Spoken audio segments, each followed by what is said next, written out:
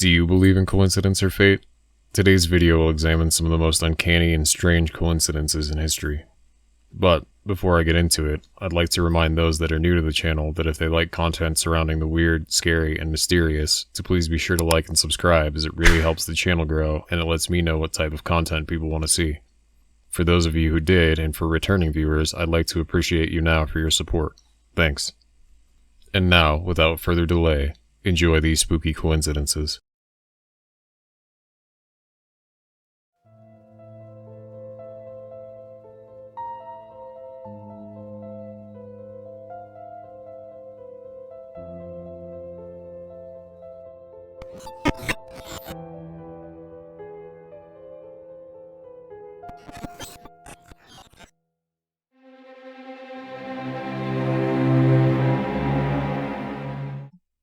Odds are, a lot of the viewers of this channel will be familiar with Edgar Allan Poe.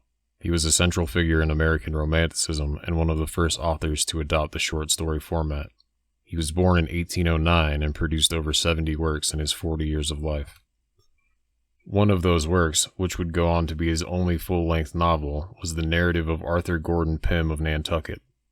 In this story, Poe weaves a fictional tale where Pym is a stowaway on a whaling ship that undergoes a mutiny. Nearly everyone dies in the ensuing battle for control of the ship. To make matters worse for the remaining crew, a large storm overwhelms them and the ship, leaving them adrift at sea. This stranded and desperate crew, now starving, manages to catch, kill, and eat a turtle, but this ends up not being enough food to keep everybody satiated. At one point, they draw straws to see who will be cannibalized by the remaining survivors. The unfortunate character to draw the short straw, Richard Parker, is then killed and eaten by his crewmates before they are all rescued shortly after.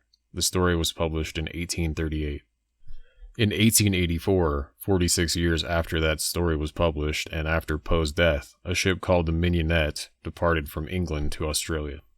Luckily on this ship there was no mutiny. However, the ship was hit by a violent storm off the coast of Africa, leaving the crew no choice but to abandon it and get into a dinghy. Now floating adrift, they became desperate for food and water. One of the crew even gets so thirsty that he drinks seawater and gets very sick. The rest of the crew managed to capture, kill, and eat a turtle, which as you probably guessed proved not to be enough food for everyone. And eventually the realization sets in that they must kill and eat one of their own to survive. But this crew doesn't end up drawing straws. Instead, they opt to eat the crew member who had gotten sick from intaking seawater and was actually the youngest on the dinghy. He had no family that was waiting for him to return and was most likely going to die first, so he was a natural choice. After killing and eating their crewmate, they are then rescued 4 days later. All of these similarities are spooky enough on their own, but perhaps the most compelling coincidence is that the name of the sick and cannibalized victim on the Mignonette was Richard Parker, the same name as Poe's victim in his novel.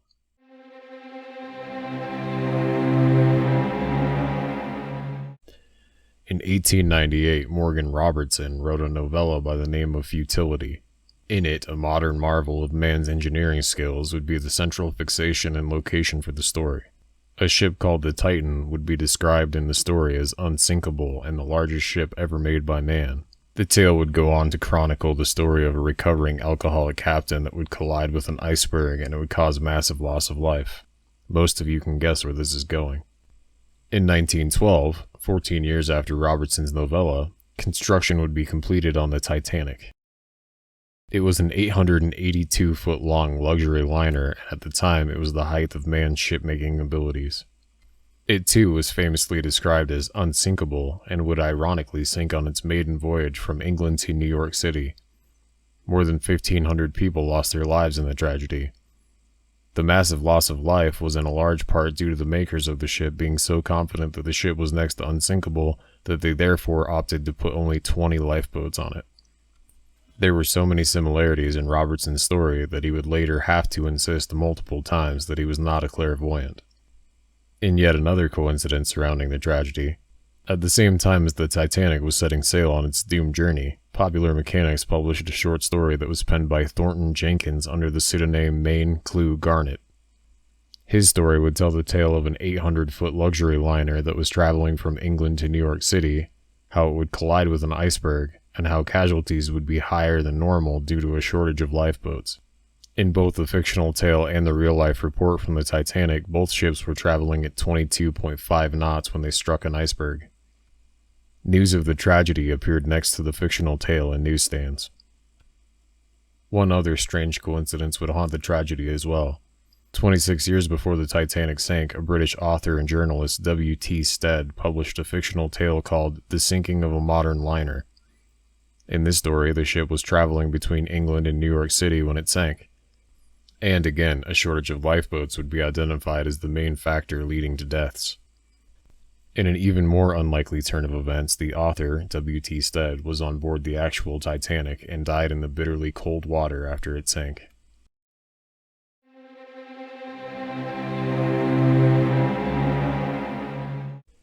It was 1861, and the American Civil War was about to start. In the southern state of Virginia, a Confederate general, P.G.T. Beauregard, was preparing for the First Battle of Bull Run. The general and his higher-ranking staff would take up a local man, Wilmer McLean's offer to use his house as their headquarters.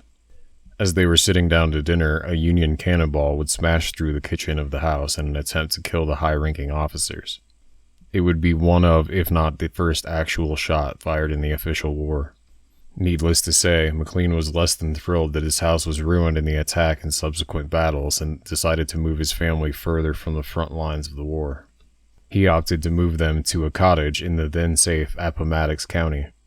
As the war would rage on for the next 4 years, Appomattox County would eventually serve as the battleground for one of the last battles in the war and the surrender of the Confederate Army. This placed Wilmer McLean and his family again in the front lines of the battle. When it came time for a place to be chosen for the Confederate Army to officially declare an end of the war, they chose a parlor. Some of the highest-ranking Confederate officers met, signed the document stating their intention to surrender, and then looted the parlor for souvenirs of this historical event. The owner of that parlor was none other than Wilmer McLean. This serendipitous unfolding of events meant that McLean himself was witness to both the start and end of the war. And with that, we wrap up our examination of some of history's most spooky coincidences. Have you ever had a weird coincidence that seemed to be a function of fate or synchronicity? Which of these chilling coincidences did you find to be the weirdest? Let us all know in the comments. If you stayed to the end, thank you for watching the entire video. Your support means a lot to me. And until next time, stay weird, everyone.